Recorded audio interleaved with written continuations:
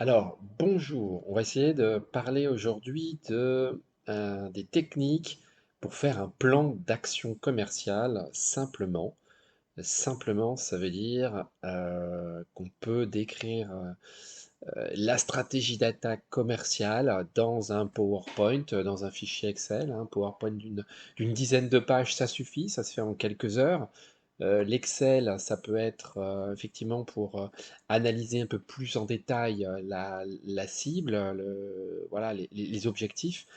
Mais voilà, donc les questions à se poser, c'est à qui je vais vendre mon produit. Persona, les intentions de ces personas, quels produits, quelles options, voilà. Euh, Quoi vendre? Donc c'est plutôt, on verra après, tout ce qui va être centré sur l'offre, le prix, les produits, l'argumentaire, les messages à faire passer aux clients, les pain points. Euh, Combien? On est plutôt dans la prévision financière de chiffre d'affaires, les objectifs de marge, les reporting de KPI. Avec qui je vais dérouler mon plan d'action commercial. On est dans l'organisation des forces de vente directes ou indirectes.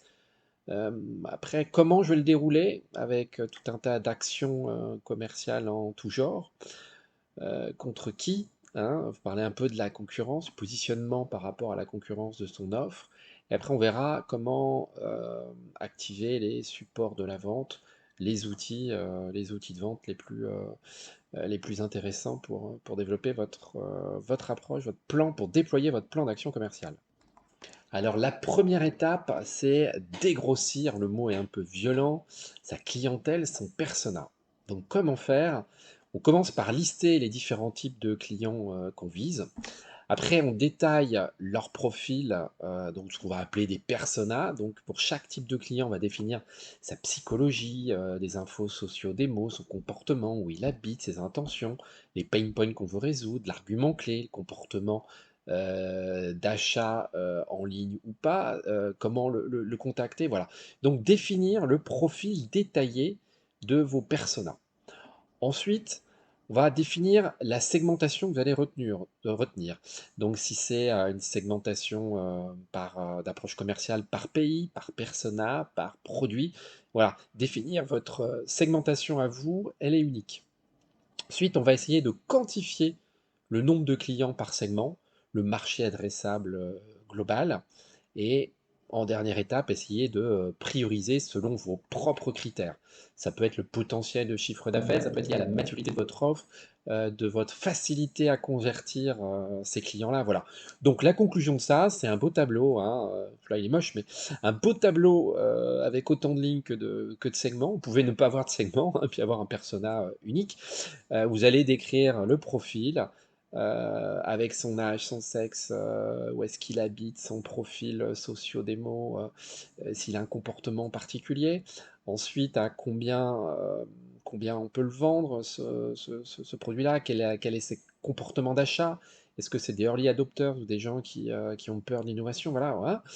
Comment vous allez le contacter? Par email, LinkedIn, voilà. Le chiffre d'affaires potentiel sur ce segment-là, combien il y en a en France, en Europe, l'argumentaire avec les pain points que vous allez résoudre, et prioriser tout ça pour pas aller dans un détail trop important. Donc première étape, dégrossir sa clientèle, son persona, formaliser ça. Voilà, c'est du marketing dans un beau tableau. Ensuite, on va aller regarder ce qui se passe chez la concurrence. Donc on va lister d'abord les concurrents directs, indirects, ceux qui sont en frontal contre vous dans votre périmètre géographique ou ceux qui sont vraiment peut-être compatibles avec vous en dehors de votre secteur géographique. Donc on commence par une liste. Après on benchmark leur offre par rapport à la vôtre, par rapport aux autres offres des concurrents. On peut challenger sa propre offre.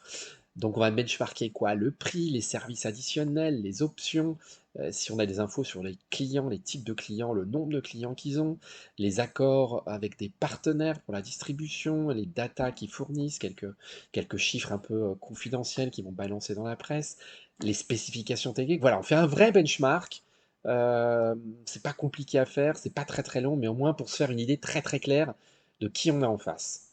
Ensuite, on essaie de sublimer leur argumentaire et de décliner les axes de différenciation des produits. Donc c'est plutôt ça, un travail à faire pour les équipes commerciales, pour les gens qui vont aller revendre votre produit, être ambassadeur en externe pour vos commerciaux, afin qu'ils comprennent bien, quand ils ont des objections, qui est leur concurrent. Alors après, il y a des techniques pour pouvoir aspirer leurs clients sur LinkedIn, les gens qui ont aimé leur post, qui les suivent, voilà. Donc il y a des techniques pour en savoir un peu plus sur qui sont leurs vrais clients. On peut contacter certains de leurs clients, certains de leurs partenaires. Le but, c'est pas de passer dans leur rail et puis d'avoir une guerre très très sauvage, mais c'est plutôt de comprendre sur certains clients partenaires ce qui manque à votre concurrent et par quel axe, par quelle porte vous pouvez rentrer si toutes les autres sont manifestement fermées. Comment déloger un client, mais avec une logique un peu quand même bienveillante, où vous allez vous intéresser à quelle valeur ajoutée vous pouvez aller apporter, et pas forcément aller en frontal avec une guerre de prix. Pour déloger un client, c'est assez stérile, il peut faire la même chose, donc autant pas ouvrir le débat. Vous pourrez probablement proposer des stratégies de coopétition à vos concurrents. Donc regardez, il y en a peut-être certains avec qui vous êtes compatible. Vous pouvez peut-être construire une partie de votre plan commercial avec lui, sans aller dans l'entente commerciale, hein. Vous pouvez établir une matrice SWOT, donc des forces, faiblesses, opportunités, voilà, regardez un peu vos concurrents, comment ils sont, comment vous positionnez. Établir un argumentaire anti-concurrence constructif pour les commerciaux. Le but, c'est pas d'aller dans le dénigrement, encore une fois. C'est assez mal perçu, donc faut éviter. On peut débaucher certaines de leurs forces vives, hein, les plus efficaces, et tout ça, je le répète, dans une démarche d'humilité qu'on va aller analyser son concurrent, pour essayer de le sublimer, mais pas dans une guerre fratricide. C'est plutôt quelque chose de, voilà, de bienveillant, ça paye sur le long terme, vos clients vont le voir si vous êtes trop agressif, donc ça sert à rien. Voilà. Donc cette analyse concurrentielle un peu globale va vous permettre de mieux positionner votre offre et d'avoir un discours beaucoup plus affiné. Ensuite, il va falloir définir et suivre vos objectifs commerciaux. Donc, chiffrez d'abord le marché adressable, combien on peut en vendre sur tel périmètre, à quel prix. Voilà. Définir la part de marché cible accessible pour vous par rapport à la concurrence. On peut faire ça par segment de marché, par produit. Essayez de définir un peu sur le marché adressable quelle part vous captez. Et ensuite, essayez de fixer des objectifs de vente, donc quantité fois prix unitaire, hein, une sorte de chiffre d'affaires, idéalement par segment de marché ou par produit, et ça à un mois, il faut savoir le mois prochain, des objectifs clairs, à 3 à 6 mois, ça dépend de votre business, et à 12 mois ou plus, hein, suivant ce que vous faites. Donc les objectifs, vous voyez le petit dessin à droite, ils doivent être smart. Donc en gros, ils doivent être faciles à atteindre, ils doivent être mesurables, ils doivent être précis, ils doivent être phasés. Voilà. Ça sert à rien de fixer des objectifs, ceux qui vous intéressent, c'est ceux que vous allez vraiment réaliser, hein, qui sont importants.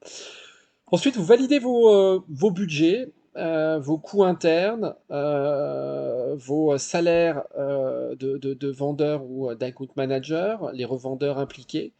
Arriver à chiffrer un petit peu pour anticiper ce que sera voilà, la marge.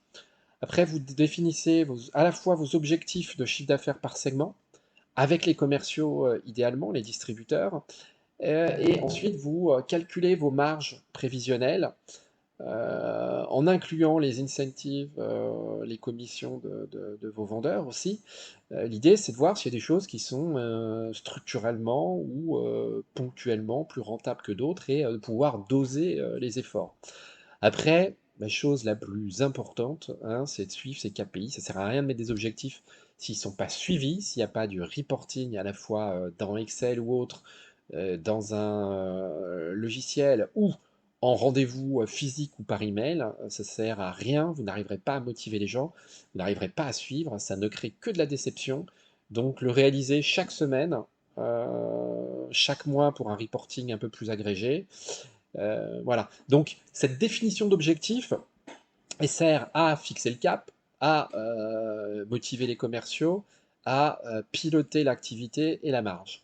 Donc ça peut prendre la forme d'un tableau simpliste hein, comme celui-là. Hein. Dans la réalité, vous le savez bien, c'est beaucoup, beaucoup plus compliqué. Donc avec les quantités, le prix unitaire par produit ou service, le chiffre d'affaires du mois, du trimestre, les coûts indirects, les coûts d'acquisition, s'il y a des budgets de campagne AdWords, des salons, mesurer le coût d'acquisition par client. Voilà, qui est responsable de cet objectif? Si c'est Jean-Paul qui doit passer 3 heures par semaine et qu'un revendeur aussi est responsable de cet objectif, bah, faut l'écrire. Quels sont les incentives et où est-ce qu'on en est dans la réalisation? Donc définir et suivre les objectifs commerciaux. Ça sert à rien de faire un plan d'action commerciale tous les ans et puis que ça soit la débandade voilà, dès le premier mois. Organiser les forces de vente. Alors là, important. Pourquoi? Parce que le plan, c'est une chose, la déclinaison et la compréhension qu'en font vos équipes, c'en est une autre. Donc il faut définir une organisation claire des équipes par segment, marché, produit, expliquer comment on coexiste avec les vendeurs. Il y a toujours des problèmes de commission, de marge. Voilà, pour éviter que ça soit une lutte intestine entre commerciaux et revendeurs, il faut être clair sur l'organigramme, même si c'est un organigramme fonctionnel, pas hiérarchique, qui est responsable de quoi, ça évitera bien des problèmes. Valider avec les personnes qui sont en charge de chaque élément de la chaîne, hein, de chaque contribution au chiffre d'affaires, des objectifs qui soient ambitieux, atteignables, mesurables, chiffrés, phasés dans le temps. Soyez clair sur les carottes pour les équipes en fonction d'objectifs individuels, collectifs ou les deux. Mais s'il n'y a pas de carottes, c'est compliqué de motiver les gens. Dans des petites structures, il n'y a pas que ça qui compte. Mais l'oublier, c'est quand même pas génial. Et vous risquez de ne pas attirer non plus les meilleurs talents. Il vaut mieux que le commercial soit le mieux payé de votre entreprise. C'est assez sain. Ça veut dire que ça se justifie.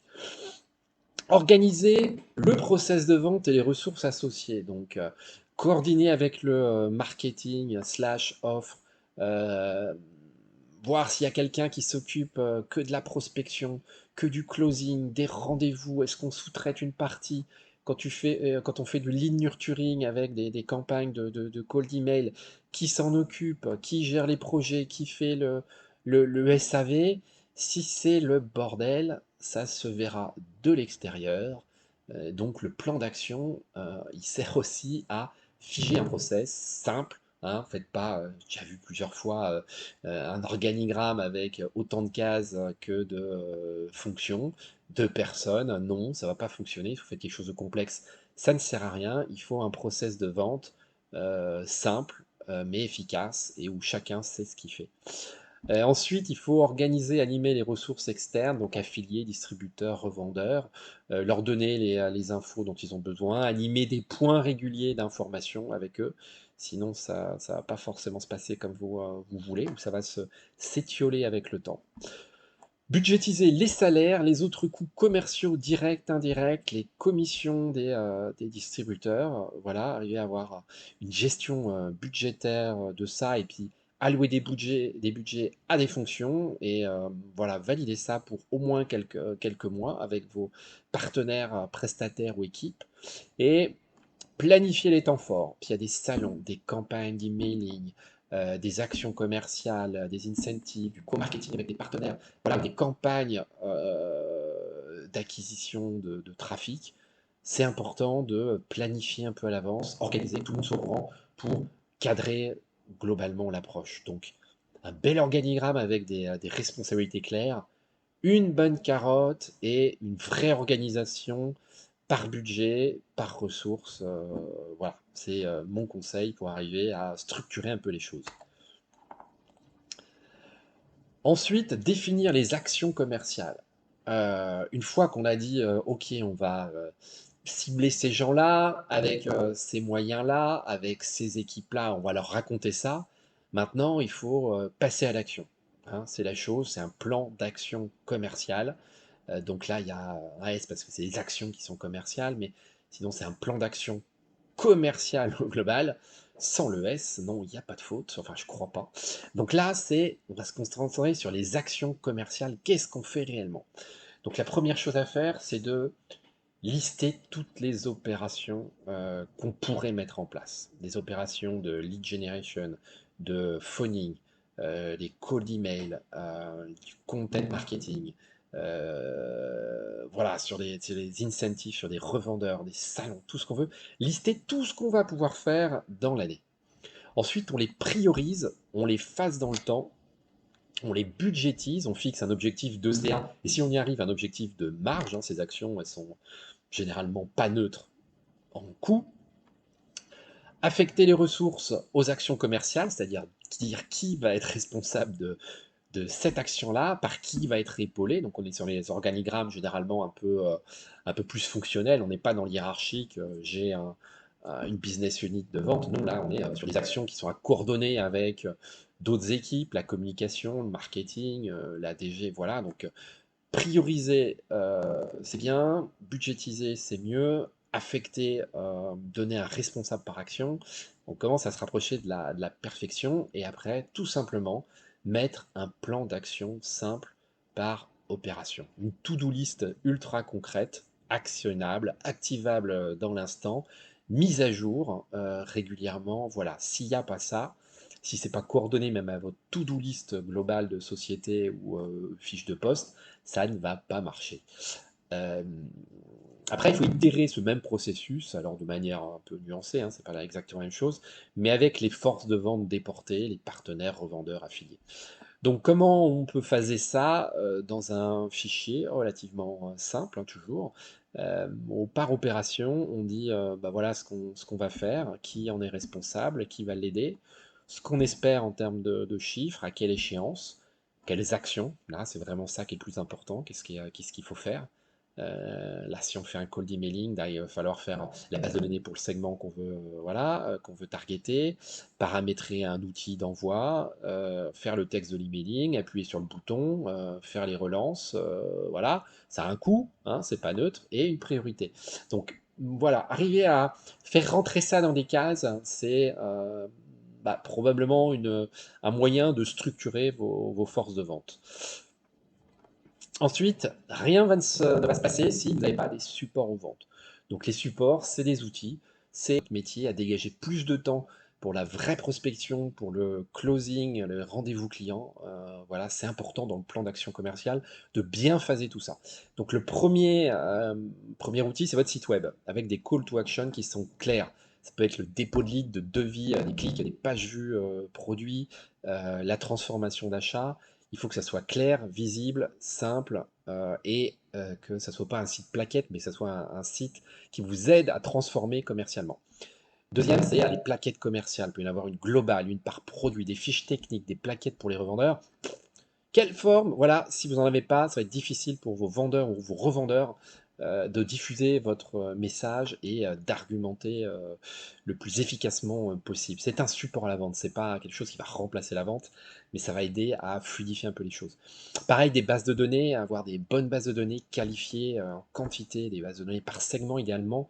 Si vous n'en avez pas, il y a des outils de construction de bases de données commerciales qui peuvent aspirer des résultats de recherche voilà, de réseaux professionnels ou de Google, arriver à construire des bases de profils qualifiés, les enrichir automatiquement. En quelques minutes, vous pouvez créer une base de données de centaines de prospects qualifiés avec leurs coordonnées email et téléphone. Donc, il ne faut pas vous en passer, ça coûte pas très très cher. Ensuite, kit emailing. Emailing, ça ne veut pas dire emailing publicitaire, hein, c'est un kit avec des visuels qu'on peut diffuser, des messages clés, des argumentaires, où on prend en compte les pain points des prospects, les solutions qu'on apporte. Voilà, on n'est pas dans le push produit, on est plutôt dans l'engagement de la discussion par email ou par messagerie. si on passe par les réseaux sociaux professionnels, d'engagement de la conversation avec vos clients, prospects. Pareil sur les revendeurs, ils ont besoin de matériel pour avancer, formation, kit d'explication, argumentaire de vente. Logiciel CRM, vous pouvez commencer au début par gérer ça dans Excel avec un statut par client. Très très vite, vous vous rendrez compte que quand vous allez faire du multicanal, contacter des gens sur LinkedIn, par email, au téléphone, ou je ne sais quoi, ou en rendez-vous, vous allez avoir besoin de gérer des statuts, des relances. La base de données commerciale Excel va vite trouver ses limites. C'est difficile à partager. Les CRM, il y a un petit peu de temps de prise en main, mais une fois que c'est en place, c'est assez efficace. Donc, vous aurez du mal à faire l'abstraction si vous marchez bien. Pareil, il y a des logiciels qui vont vous faire gagner un temps précieux pour vous concentrer sur le closing, sur la prospection. Ces logiciels qui vont permettre de faire des devis simplement, la facturation, la relance, l'encaissement, le suivi de trésorerie, pour avoir une idée prévisionnelle de votre activité. Euh, Ensuite, vous pouvez passer par des agences ou le faire en direct via des plateformes d'achat de trafic, à Google, à LinkedIn, dans les réseaux sociaux. Voilà, c'est pas très très simple. Je préfère vous le dire. Donc, ça peut être sous-traité, mais c'est un support aux ventes, un support très efficace, hein, le SEA, surtout au démarrage, ou pour amplifier un phénomène naturel qui, quand on commence à bien vendre, c'est des compléments de trafic, ou pour aller à l'étranger, c'est peut-être plus simple des fois. Voilà, donc faut pas l'exclure. De facto, c'est un bon support aux ventes pour générer des appels entrants, générer des leads. Le marketing, votre meilleur allié, si vous ne fâchez pas avec, hein. Il y a souvent des sociétés qui sont clivées marketing ou sales. Non, le marketing, c'est probablement le meilleur allié des ventes, avec des stratégies de push ou de pull, hein, de l'inbound ou de l'outbound. Chacun a sa terminologie, mais avec des actions presse, news, SEO, content marketing, diffusion de contenu dans les réseaux, dans les newsletters, à la presse, les salons, les vidéos, les réseaux sociaux, l'animation, tout ça, effectivement, ça contribue efficacement à votre image, à faire des points de contact, même si ce n'est pas des points de contact purement commerciaux avec vos prospects. Voilà, donc il faut que dans votre plan commercial, ça soit planifié, orchestré, synchronisé. La base, le reporting de vos KPI. Alors KPI, j'aime pas trop le mettre parce que on met tout et rien dedans. Donc moi je parlerai voilà, de chiffre d'affaires, hein, de quantité vendue à un certain prix. Des fois ça s'y prête pas, c'est plutôt des leads. On analyse ça en lead quand on a les taux de conversion qui sont, enfin des conversions qui sont longues. Mais bon, vos KPI tous les mois, tous les trimestres et de préférence aussi toutes les semaines, quelque chose d'au moins assez light pour faire un point de situation. Vous aurez plein de prestataires, si ça marche bien, qui peuvent œuvrer pour en support aux ventes, donc des agences de génération de rendez-vous, des freelances, des agences de com, de presse, voilà. Donc activez ce que vous pouvez. Si vous n'avez pas la compétence en interne, il y a des choses, vous ne pouvez pas faire abstraction de ça. Donc autant essayer de planifier les choses le plus efficacement possible, d'intégrer dans votre plan d'action commerciale voilà, ces actions-là. Donc, j'en ai fini avec voilà, ces grandes techniques, ce grand mouvement pour créer un plan d'action commerciale.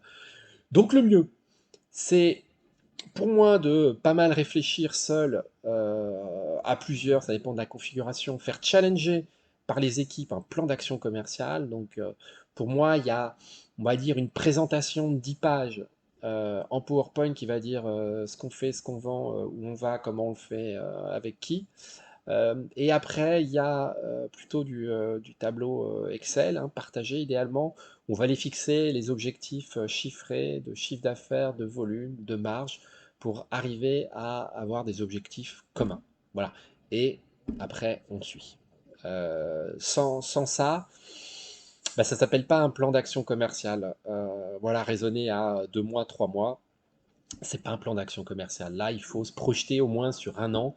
Vous engagez des ressources, vous embauchez des gens, vous allez passer par des prestataires, ça a un coût, ça peut aller jusqu'à 30-40% du chiffre d'affaires de la société qui peut être dans les coûts marketing and sales, mais généralement sales, hein, quand même pas mal. Donc c'est pas un truc qu'on va le faire en pifométrique où on va gérer un reporting de vente dans un tableau Excel avec 3 colonnes et 4 lignes. Non, c'est pas comme ça que vous allez améliorer votre performance commerciale. Donc dans d'autres vidéos, on parlera de sujets plutôt d'automatisation de la force de vente, de génération de leads automatique. Donc c'est inclure aussi dans le plan d'action commerciale. C'est pas une recette sans faille, c'est pas la panacée. Vous n'allez pas vous séparer de tous vos commerciaux et account managers. Non. Pour ça que volontairement, là, on est resté sur des méthodes très traditionnelles dans le plan d'action commerciale. Mais il y a des techniques en complément de ce qui se fait naturellement qui permettent d'avoir une approche un petit peu plus complète. Voilà, bonne journée.